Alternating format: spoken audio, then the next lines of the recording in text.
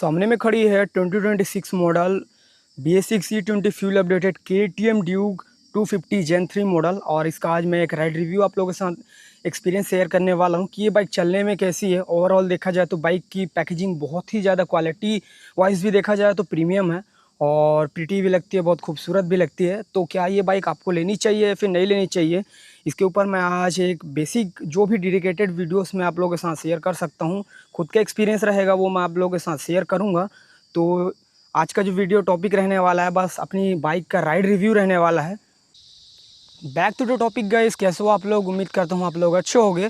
और आज इस वीडियो में अपनी जो बाइक न्यूली रहने वाली है ड्यूक 250 Gen 3 मॉडल, इसका मैं आज एक राइड रिव्यू आप लोगों के साथ शेयर करने वाला हूँ। बेसिक जो राइडर्स होते हैं जो भाई लेना चाहते हैं बाइक को ले सकते हैं, बट लेने के बाद एक क्वेश्चन रहता है कि बाइक चलने में कैसी है, दिखने में बहुत खूबसूरत लगती है। तो इसका जो फीडबैक है, प्रोज एंड कॉन्स हैं, उन सब के बारे में काफ़ी लोगों को नॉलेज नहीं रहता है और काफ़ी लोग ऐसे यंगस्टर होते हैं जो कि इनका ड्रीम रहता है। तो इस टॉपिक के ऊपर आज हम लोग बात करने वाले हैं कि ये जो बाइक रहने वाली है वो लेने के बाद चलने में कैसी है, ओवरऑल देखा जाए तो सीटिंग कंफर्ट कैसी है और पावर कैसी है, माइलेज कैसे देती है, इसका टॉप स्पीड कितना जाती है और इसके जितने भी प्रोज एंड कॉन्स हैं उन सब के बारे में आज डिटेल में डिस्कस करने वाले हैं, आप लोगों को बताऊँगा। जो भी भाई मेरे वीडियो को देख रहा है वो चैनल को सब्सक्राइब कर दे, बेल आइकन को प्रेस कर दे, ऑल पे सेट कर दे, ताकि ऐसे ही बाइक के बारे में और भी इन्फॉर्मेशन मैं आप लोगों तक पहुंचा सकूं। तो इसका पहले आप लोगों को थोड़ा सा लिटिल जो भी इसका जो डिस्क्रिप्शंस है, मैनुअल है, उन सब को पहले मैं बता देता हूं। लाइक इसके जो भी इसमें दिया गया है कंपोनेंट्स के बारे में थोड़ा सा आप लोगों को इसके बारे में बता देता हूं। तो टॉपिक के ऊपर आते हैं। बहुत सारे जो क्वेश्चंस थे लाइक राइडर्स के कि ये चलने में कैसी है, भागने में कैसी है, इन सब को आज मैं बताने वाला हूं। और इम्पोर्टेंट बात ये है भाई कि ड्यूक जो पहले आती थी, जो पहले वाली मॉडल थी, जो प्रीवियस जनरेशन थी, उसको पूरा का पूरा चेंज कर दिया गया है भाई। इसमें जो पहले जो इंजन था वो उसको हटा के LC4C कॉम्पैक्ट इंजन लगा दिया गया है। एयर बॉक्स का जो चैम्बर है वो बड़ा कर दिया गया है, जिसकी वजह से ब्रीथ ज़्यादा करती है और 1 PS की पावर ज़्यादा गेन करती है। और मेरे ख्याल से लगता है कि ये जो बाइक है सेगमेंट में अच्छी रहने वाली है। कूलिंग सी दिखती है, बहुत ही ज़्यादा प्रीटी रहने वाली, हैवी और देखा जाए तो सेगमेंट की फर्स्ट ऐसी बाइक है जो कि इलेक्ट्रॉनिक्स बहुत ही ज़्यादा एडवांस है। लाइक सुपर मोटे ABS भी देता है इसमें। और एक जो टॉपिक रहने वाला था भाई KTM का जो पहला जो आप बोल सकते हो टैग था छपरी का, वो तो भाई KTM वाले ही जानते होंगे। और इसको हटाने के लिए KTM पूरा का पूरा बाइक को ही चेंज कर दिया। पहले ऑरेंज में आती थी, मेटालिक कलर में आती थी, अब पूरा का पूरा जो चेसिस था उन सबको भी हटा के पूरा का पूरा सेटअप को पूरा क्लियर कर दिया गया है। और देखा जाए तो भाई जितने भी इसके कंपोनेंट्स हैं, लाइक इसके फेयरिंग, इसके चेसिस, इसकी जितने भी जो भी इसके पार्ट्स थे उन सब को भाई रिमूव करके एक नया डिज़ाइन, नया फ्रेम और नया सब कुछ डिज़ाइन करके लाया गया है। ये सब उन छपरीज़ की वजह से हुआ जो कि KTM को टैग लगा था भाई छपरी का, इसी की वजह से उसका जो डाउनफॉल आया था उसी की वजह से हुआ था। और मेरे ख्याल से लगता है कि जो KTM है वो पावर शायद अपने सेगमेंट में तो सबसे ज़्यादा देती है। और मुझे लगता है कि इससे ज़्यादा बेटर हैंडलिंग, इससे ज़्यादा पावरफुल मशीन और इसके सेगमेंट में जितनी भी लीड्स करने वाली उन सब को पछाड़ के रख देने वाली हर एक के मामले में, चाहे ब्रेकिंग हो, चाहे सस्पेंशंस हो, चाहे क्वालिटी हो, चाहे इसकी इंजन की सेटअप्स हो, चाहे लाइटनिंग हो, चाहे इलेक्ट्रॉनिक्सली हो, चाहे जो कुछ भी देखा जाए सब में बेस्ट परफॉर्मेंस करती है। एक 2.5 लाख का बजट एक मिडिल एज के फैमिली वाले जो बंदे रहते हैं उसके लिए अफोर्ड करना मुश्किल ही नहीं, थोड़ा सा मैं बोलूँगा कॉम्प्लिकेटेड है। क्योंकि देखा जाए तो अपने सेगमेंट में बहुत सारी ऐसी बाइक्स आती हैं इंडियन टू व्हीलर मार्केट में जो कि इसके कॉम्पिटिटर्स रहने वाले हैं, इससे ज़्यादा पावर गेन करते हैं, इससे ज़्यादा फीचरिस्टिक हैं। और देखा जाए तो उन सबसे ज़्यादा जो एडवांस इलेक्ट्रॉनिक्स मिलते हैं उसमें, एडवांस फीचर्स मिलते हैं उनमें। तो जो इसके दुश्मन रहने वाले हैं वो भी इससे काफ़ी ज़्यादा आगे रहने वाले हैं। मैं जो इसकी कॉम्पिटिटर्स की बात करूंगा, लाइक NS400 रहने वाली है, फिर N250 रहने वाली है, एक्सट्रीम 250R भी रहने वाली है। तो 2.5 लाख का बजट आप मान के चलो 2,68,000 से 2,65,000 के आसपास ये बाइक आती है। पहले जो आती थी 2,85,000 to 86,000 के आसपास आती थी। मेंटेनेंस भी देखा जाए तो भाई बहुत ही ज़्यादा महंगा रहने वाला है। और क्वालिटी भाई इसके जो जितने भी पैनल्स की जो क्वालिटी है वो अच्छी रहने वाली है। इसके जितने भी जो पार्ट्स हैं, पावर पार्ट्स हैं, ये सब जब भी टूटते हैं ना भाई तो महंगे आते हैं, कॉस्ट ज़्यादा लगता है। और जितने भी इसके जो छोटे छोटे कंपोनेंट्स हैं, ये फुटरेट्स वगैरह, ये जितने भी रिवर्स वगैरह हैं वो ईज़िली तो मिल जाते हैं लेकिन महंगे रहने वाले हैं। तो देखा जाए तो एक मिडिल एज जो फैमिली से बिलोंग करता है वो भाई इसको लेने के बाद जो इसका खर्चा रहने वाला है भाई, वो भी बहुत ही ज़्यादा हाई में रहने वाला है। और देखा जाए तो भाई माइलेज ज़्यादा देती नहीं है, और जितने भी कंपोनेंट्स हैं वो सब प्रीमियम रहने वाले हैं। तो प्रीमियम चीज़ बना के दे रहा है KTM, तो उतना पैसा भी आपसे वसूल रहा है। तो क्या ये बाइक आपको लेनी चाहिए? आप ले सकते हो, जाहिर सी बात है। आप इसको चाहे EMI में ले सकते हो, चाहे कैश में ले सकते हो, लेकिन मेंटेनेंस की बच जा पाए ना भाई, तो इसका मेंटेनेंस बहुत ही ज़्यादा और बहुत ही ज़्यादा हाई रहने वाला है। तो देखा जाए तो भाई आप लेना चाहते हो तो अच्छी बात है, ले सकते हो, लेकिन मेंटेनेंस बहुत ही ज़्यादा, एक बोला जाए तो महंगी चीज़ है। आप ले रहे हो तो महंगा ही दे रहे हो, तो महंगा ही रहेगा इसका मेंटेनेंस। KTM का जो टैगलाइन था भाई रेडी टू रेस, उसको ये जस्टिफाइड करता है। बट जो छपरी लोगों ने इसके साथ जो किया ना भाई, KTM भाई काफाटूक ट्रुंगन फॉल मैसी अर्बन सिटी, ऐसा कुछ नाम है इसका पूरा KTM का नाम, जो कि मैसी अर्बन सिटी में ये बाइक बनती है। और ये जो बाइक रहने वाली है ऑस्ट्रेलिया का रहने वाला है भाई, अच्छी है भाई देखा जाए तो। और जो पहले इंजन सेटअप्स था उन सबको भी, चेसिस को भी पूरा का पूरा रीडिज़ाइन किया गया। जो पहले वाली प्रीवियस जनरेशन थी भाई, उसमें जो KTM का टैग लगा था भाई छपरी का, उसको दिखाने, उसको जो भाई उसको जो हटाने के लिए जो इन्होंने किया है ना भाई, पूरा का पूरा जो बॉडी था ना भाई, उसको पूरा का पूरा चेंज कर दिया गया भाई। हर एक चीज़ को चेंज किया गया, हर एक चीज़ जो ये लोग कर सकते थे। अब ये बाइक पहले से ज़्यादा कंफर्ट, पहले से ज़्यादा एग्रेसिव और अच्छी लगती है। देखा जाए तो हर एक चीज़ में बेटर है, चाहे हैंडलिंग ले लो, चाहे इसके टायर्स की क्वालिटी ले लो, चाहे स्टेबिलिटी ले लो, चाहे आपकी जो क्वालिटी ले लो, अच्छी रहने वाली है। डिज़ाइन की में तो बात कर दिया भाई, अभी चलते हैं अपन राइड में और दिखाते हैं कि ये बाइक चलने में कैसी है। क्योंकि दिखने में तो खूबसूरत रहने वाली है, बट चलने के मामले में कैसी है वो आप लोगों को पता चलेगी, तभी आप लोग बोलोगे कि हाँ भाई ये बाइक इतनी अच्छी है। क्योंकि इतना पैसा आप लोग दे रहे हो 2,65,000 के आसपास, तो देखा जाए तो भाई चलने में भी अच्छी होनी चाहिए। तो चलो चलते हैं फिर राइड में और आप लोगों को बताते हैं चलने में कैसे। मैंने इंजन कूल स्विच ऑन कर दिया है और इंटरफेस ऐसा कुछ दिखता है। कॉकपिट का व्यू जो एरिया है, 5 इंचेस का TFT डिस्प्ले मिलता है इसमें, और राइडिंग के मोड्स मिलते हैं 2, एक स्ट्रीट रहने वाला है, एक ट्रैक रहने वाला है। इसमें ये जो लो इंडिकेटर दिखा रहा है, ये आपकी जो कूलिंग की टेम्परेचर है वो दिखा रहा है, और अभी स्ट्रीट मोड में लगा है। और इसमें ABS की जो सुपर मोड ABS अभी रोड मोड में है, चाहो तो इसको ऑफ कर सकते हो। पीछे वाले जो रेयर के ABS हैं उसको। इसमें ओडोमीटर जो बता रहा है ये वाला है, बैटरी वोल्टेज 12.7 बता रहा है। इसमें स्पीडोमीटर 35 kmph का दिखा रहा है, ट्रिप मीटर इसमें दिखा रहा है, और इंजन का माल फंक्शंस यहाँ पे इंडिकेट करता है। और ये जो बार्स आप लोग देख सकते हो, ये आपकी फ्यूल के रहने वाले हैं। 480 किलोमीटर अभी बता रहा है। तो चलिए चलते हैं फिर। गियर की क्वालिटी की बात करूंगा ना भाई, तो मेरे ख्याल से गियर ना थोड़ा सा स्टीफ है, हार्ड रहने वाले हैं। वो क्लिक सा साउंड आता है जो कि इसको ना भाई थोड़ा सा मतलब जर्की बना देता है। R15 को मैंने चलाया तो उसमें स्मूथ गियर बॉक्स दिए गए हैं, तो उसमें पता नहीं चलता। लेकिन इसमें जो है ना थोड़ा सा क्लिक बेड का जो साउंड आता है, वो जब आप लोग गियर शिफ्ट करोगे तो इससे पता चलता है कि भाई गियर लग चुका है। इसमें आप लोग को मिलता है बाई डायरेक्शनल क्विक शिफ्टर, तो चाहे आप 3 लगाओ, 2 लगाओ, 4 लगाओ या फिर 1 लगाओ, इसके लिए आपको ये जो क्लच है उसको प्रेस करने की ज़रूरत नहीं पड़ता है। टोटल रिस्पॉन्स बहुत ही ज़्यादा अच्छी रहने वाली है भाई। 249 cc का जो इंजन लगा है, इसकी वजह से ये अच्छा पावर गेन करती है। हैंडलिंग की बात करूँगा तो भाई बहुत ही ज़्यादा शार्प रहने वाली है।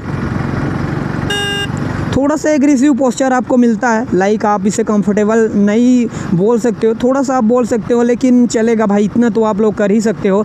राइड करने के लिए भाई आप लोग को बस अब लेके जाओ इसको, कोई दिक्कत नहीं है, वैसा कुछ प्रॉब्लम्स नहीं रहने वाले हैं। और अभी 1 गियर पे है, और 1 गियर पे इसको पुल अप करके देखते हैं लाइक चलने में कैसी है।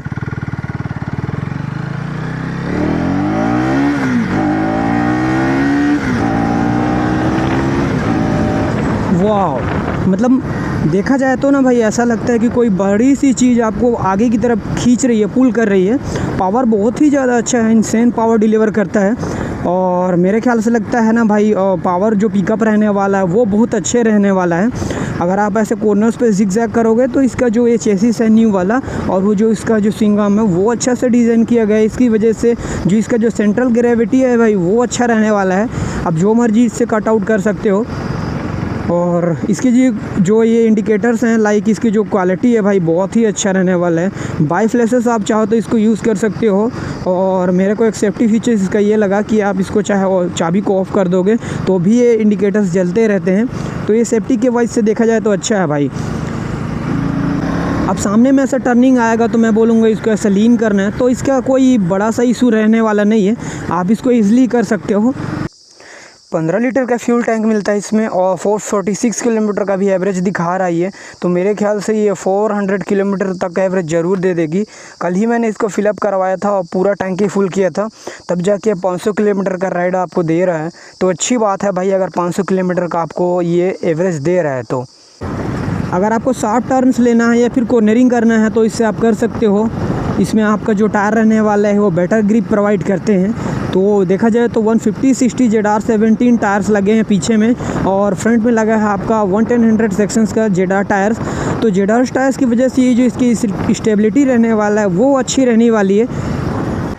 अच्छा, मैं अभी टॉपिक पे आते हैं, वाइब्रेशंस की बात करते हैं। बाइक में वाइब्रेशंस है कि नहीं, तो मैं बोलूँगा कि माइनर सा वाइब्रेशन है। आप 6000 के आसपास इसको वाइब्रेशंस का पता लगा सकते हो भाई, क्योंकि 6000 RPM के बाद जब ये रिलोड होती है तो पावर ज़्यादा डिलीवर करती है। इसकी वजह से इसका जो वाइब्रेशंस है फुट पैक्स पे पड़ते हैं, हैंडल्स पे पड़ते हैं, थोड़े से माइनर वाइब्रेशंस रहने वाले हैं।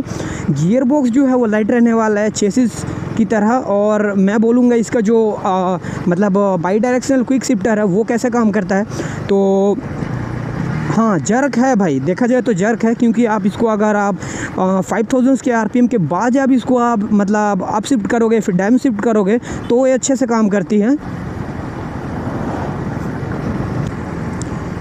823 मिलीमीटर की इसकी जो ग्राउंड क्लियरेंस रहने वाला है, मेरे ख्याल से उतना ही है। तो उसके हिसाब से अब अगर आप ऑफ रोड करना चाहोगे तो ये बहुत ही ज़्यादा अच्छी रहने वाली है। आपको उतना ही पावर डिलीवर करके देगी, बट इसका जो मतलब फीडबैक है, लाइक इसके जो गड्ढे में कहीं लेके जाओगे फंस जाएगी या फिर आपको ऐसा कोई भी डरने की बात नहीं है। आप इसको कहीं पे भी लेके जा सकते हो। ऑफ रोडर है मशीन है ये, आप लोग चाहो तो इसको ऑफ रोड भी कर सकते हो, ट्रैक पे भी लेके जा सकते हो, बढ़िया रहने वाली है। इंस्ट्रूमेंट क्लस्टर की बात करूंगा तो बढ़िया रहने वाला है भाई, प्रीटी गुड रहने वाले है। 5 इंचेस का TFT डिस्प्ले मिलता है इसमें और बहुत सारी चीज़ें इसमें मिलती हैं। और अभी विजिबिलिटी की बात करूंगा तो अभी डायरेक्ट सनलाइट पड़ रही है, फिर भी इसका आप लोग देख सकते हो कि इसमें पूरा का पूरा जो दिख रहा है, मतलब इसका लाइटनिंग वगैरह आप लोग देख सकते हो, अच्छा रहने वाला है। और नंबर्स इसमें पूरा का पूरा क्लिस्टर क्लियर दिख रहा है। तो आप लोग ऐसा बोल सकते हो इसका जो कॉकपिट का जो एरिया है, लाइक इसका जो इंस्ट्रूमेंट क्लस्टर है वो बहुत ही अच्छा रहने वाला है। चलो एक बार भगा के दिखाते हैं हम लोग।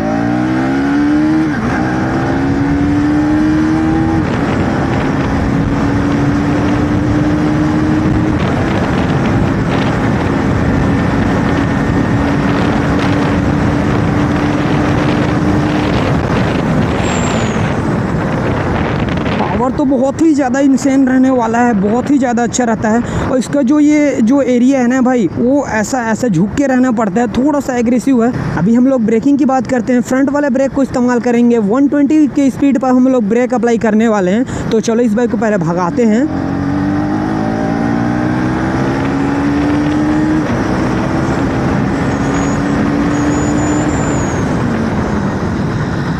वाव, अच्छी है भाई, ब्रेकिंग अच्छी है, टॉप नॉच क्वालिटी का रहने वाला है। पीछे वाला ABS वर्क करता है भाई, स्टिफ नहीं है, बहुत ही अच्छा है। और देखा जाए तो ABS स्किन नहीं करता है। फ्रंट वाला जो मतलब आप लोग बोल सकते हो वो जो ब्रेक सेटअप्स हैं वो बाइब्री के सेटअप्स रहने वाले हैं और बढ़िया काम करते हैं भाई। 120 की स्पीड में आप लोग को जो ब्रेकिंग मिलेगा ना भाई, इंसेन मिलने वाला है। बढ़िया ब्रेकिंग सेटअप्स रहने वाले हैं। टायर की क्वालिटी बहुत ही ज़्यादा अच्छी है भाई, मतलब मुझे पता ही नहीं चलता कि भाई इसको लीन विन करते टाइम ना मुझे डर ही नहीं लगता है।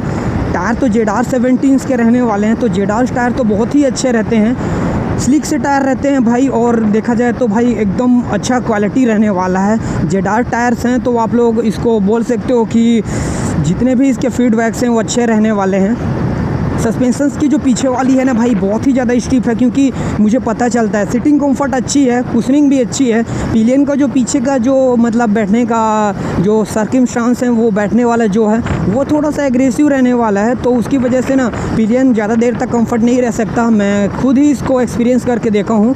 मेरी वाली जो बंदी थी वो पीछे बैठी थी, इसकी वजह से जो पीछे वाला जो बंदा है ना भाई वो डायरेक्ट मेरे ऊपर आता है, तो ऐसा मुझे झुक के रहना पड़ता है, जिसकी वजह से थोड़ा सा ना भाई यहाँ पे थोड़ा सा पेन देता है। लाइक स्पोर्टी सा जो लुक है तो उसकी वजह से तो देगा ही देगा, थोड़ा सा प्रॉब्लम देगा ही देगा, क्रिएट करता है वो चीज़। अगर मुझे लाइक मैं अभी छठे गियर पे हूँ और मुझे ऐसे अगर पहला गियर पे जाना है ना तो भाई वो ना बहुत ज़्यादा जर्क करती है भाई, पता नहीं। मैं अभी मतलब क्विक सीटर में इस्तेमाल कर रहा हूँ। अगर मुझे एज अ क्लच अगर यूज़ करना है, लाइक हम बोल सकते हो ये क्लच है, स्लीपर असिस्ट क्लच देता है इसमें, तो अगर मुझे गियर शिफ्ट करना है तो काफ़ी हद तक अच्छा है यार। हैंडलिंग तो काफ़ी अच्छी रहने वाली है और थोड़ा सा ना एग्रेसिव बैठना पड़ता है। पोस्चर जो है KTM का तो पहले से ही ऐसा स्पोर्टी लुक दिया गया है, तो उन लोग का ये तो भाई रुतबा है, वो लोग बना के रखे हैं इस चीज़ को, क्योंकि स्पोर्ट्स बाइक के मज़े ही अलग है भाई। चलाने में जो वाइब देता है ना भाई, जो लुक है वो भी अच्छा रहने वाला है। तो जो एग्रेसिव पोस्चर दिया गया है वो तो भाई वो लोग देंगे ही देंगे, क्योंकि इसी में मज़ा है भाई। पिलियन कंफर्ट उतना अच्छा ज़्यादा नहीं है, क्योंकि सीट का जो कुशनिंग है वो हार्ड रहने वाला है। मैं सॉफ्टर साइड नहीं बोलूँगा, आप चाहो तो इसको अपग्रेड करवा सकते हो अपने अकॉर्डिंग। पीछे वाला जो पिलियन बैठता है ना भाई वो थोड़ा सा हार्ड शेप पे बैठता है और थोड़ा सा ऊपर बैठता है, इसकी वजह से जो कंफर्ट है उसका वो नहीं रहने वाला है, उतना अच्छा कंफर्टेबल नहीं है।